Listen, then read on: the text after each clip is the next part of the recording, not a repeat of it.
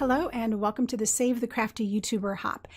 If you've been hopping along, you know that this is a celebration of card making video tutorials where the artists are coming together to give you an opportunity to discover new to you talent that we hope that you want to follow.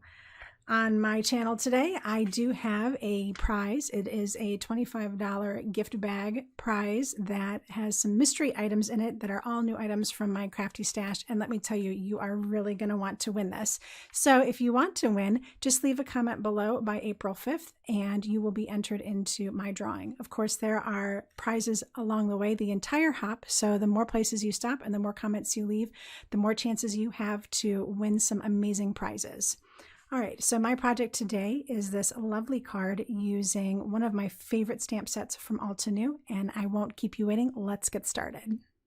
All right, so today I'm using two stamp sets. This is Versatile Vases, and it has all sorts of great vase outlines and some sentiments. And then also Beautiful Day, and this is one of my most favorite Altenew stamp sets. So I'm going to show you a really cool way that you can use that stamp set to create these watercolor look flowers. And I'm using 3 of their colors, Blush, Rouge, and Crimson. And I'll only be using 2 of the stamps from the building stamps because that's really all you need for this technique. So I'm going to take the blush and put it on this detail layer. Now this isn't the background layer or the outline layer. It's one of the middle layers. And I just inked it up with the blush and I'm just going to spray it with some water. And that's going to give it that watercolor effect. And just put it down on that cardstock. And you can see that I have that impression, but it has a little bit of a watery line, which is really, really what I'm looking for. All right, so then I'm going to take this next detail layer. This is the most detailed layer from the set, and ink it up in Rouge first. And again, give that a spritz. And it doesn't need to be lined up perfectly, which is why I kind of like this technique, because if you're new to builder stamps, it will get you kind of used to layering without having a need for the preciseness of layering. Okay, so that is the Rouge, and you can see that really makes a beautiful, beautiful pink flower, but I want to make it a little more red. So I'm going to add in the Crimson on that same stamp. And again, give it a spritz, maybe even 2, just to make it even looser.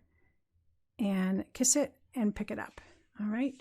And now I have this really gorgeous looking watercolory flower here. All right. So over on the side, I'm going to add in the leaves, and I'm going to use Minty Mint. All right. And this is the same technique. So just ink it up, mist it lightly, and then just kiss it to the cardstock and pick it up. All right, so these just need a minute to dry. You can see that gorgeousness going on there. So while that is drying, we are done with all those inks.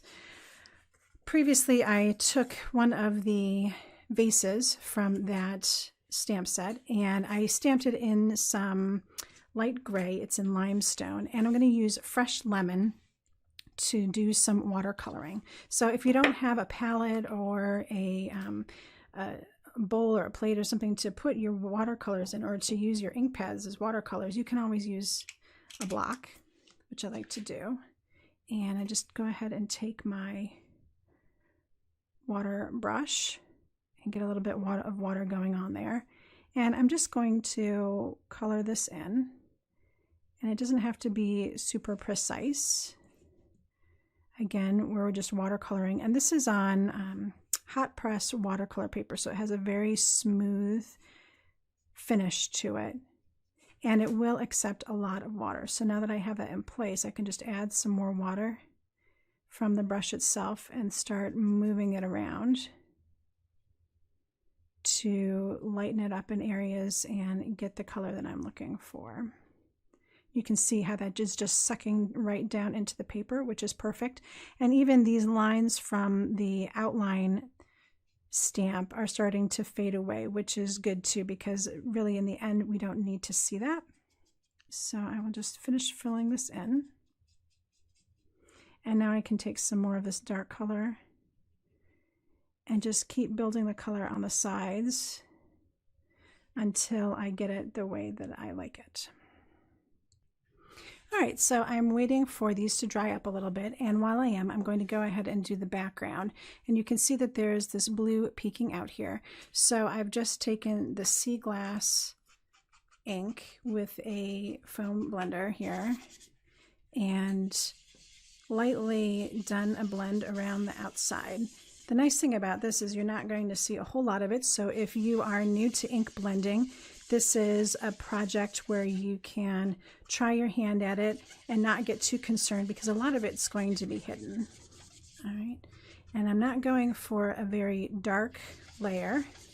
I just want to get that hint of blue that really helps bring the finished arrangement kind of to the foreground in the end. All right, so you see now that I have all this inked in, I'm just going around in some big swirls and helping to blend all that color in. And that should be pretty good. So it looks pretty faint on camera, and in real life it's pretty faint too. There's not a whole lot going on there, but it is just enough to help that bouquet pop. If you do want to add more, of course you can just keep adding more until you're really happy with the way that it looks. All right, so believe it or not, we are ready to do some assembly, and I just need to die cut out these pieces that we finished earlier. So I've got my coordinating dies here, and I'm hoping that I don't need to cut these, but I might. The good thing about the flower is that you can kind of move it where you need to. If a little bit gets cut off, it's okay because it is a watercolory look and no one will ever notice. And besides, it's going to get layered up, so you can always hide any imperfections in layers that are underneath. So I'm just using my Mini Blossom die cutting machine. It's so cute and easy and portable. I like having it right on my desktop. Okay, so that looks great. And I've got my leaf here. And then I just need to cut out our vase.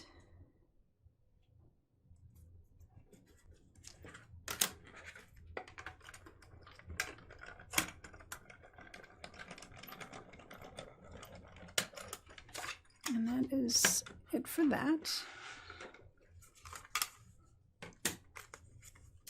All right, so I have my vase and all of my pieces. And I did my sentiment off screen. It is just heat embossed with some black on vellum. And I've got all of my other pieces here. So I can go ahead and start putting some of these together. This we'll start with a piece of gray cardstock that I have cut down to 4 by 5 1/4. And that will go right on our card base centered.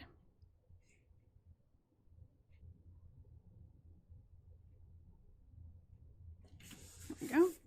And then I'm going to go ahead and create the bouquet first because we do need to add this sentiment strip across the bottom here, and I want to fold that across the back. So I need to at least get the vase in place. So I can pop down that vase.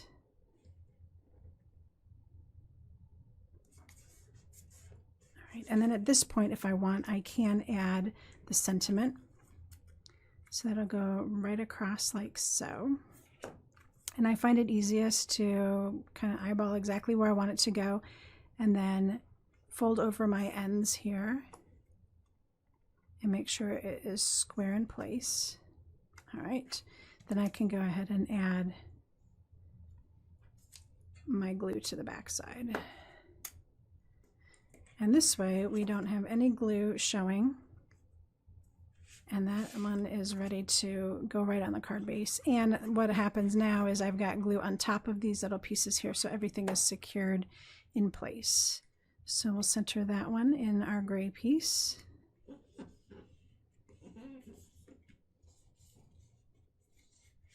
And then we can finish our flowers.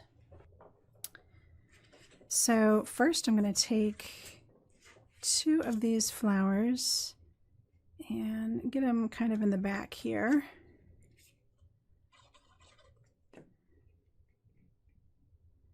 And I like them to extend off the sides so that we're breaking these linear planes of the different layers.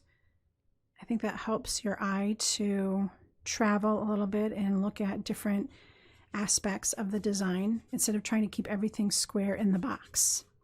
All right, so those two are going to stay down. And then these guys are going to kind of layer up. So I will be popping these up on some foam adhesive and get some leaves in place here.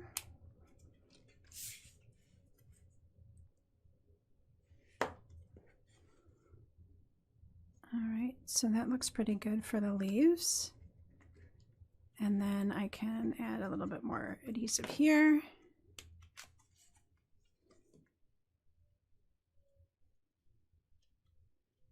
For this guy. All right, and that's just going to pop right in place. So I will use some foam adhesive squares. And this is a great time to secure some things in place. So these two flowers now can get secured with these foam adhesives.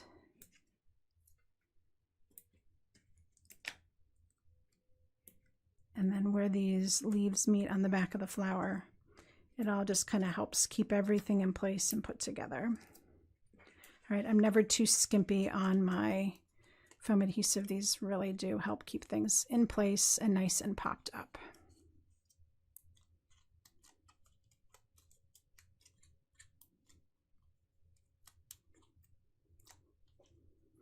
All right, so now go ahead and get this guy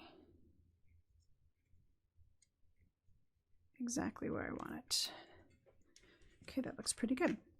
So the last step is to add some spatter, and that's an optional step. You can leave it plain or you can add some spatter. And I think this spatter just kind of adds some dimension, and it's pretty popular right now. So I'm using the Altenew Antique Gold Pigment Ink. And again, I'm just using my block as a palette. And if I add a little bit of water to this, it is water soluble. So now I have a beautiful gold spatter that I can get all over.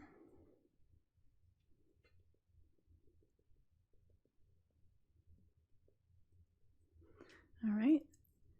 And then I can do the same thing with the black. Now the Distress Spray Stain sometimes gets all over the place. So again, if you put just a little bit on a block and pick it up with a brush, you can get a finer mist on your spatter.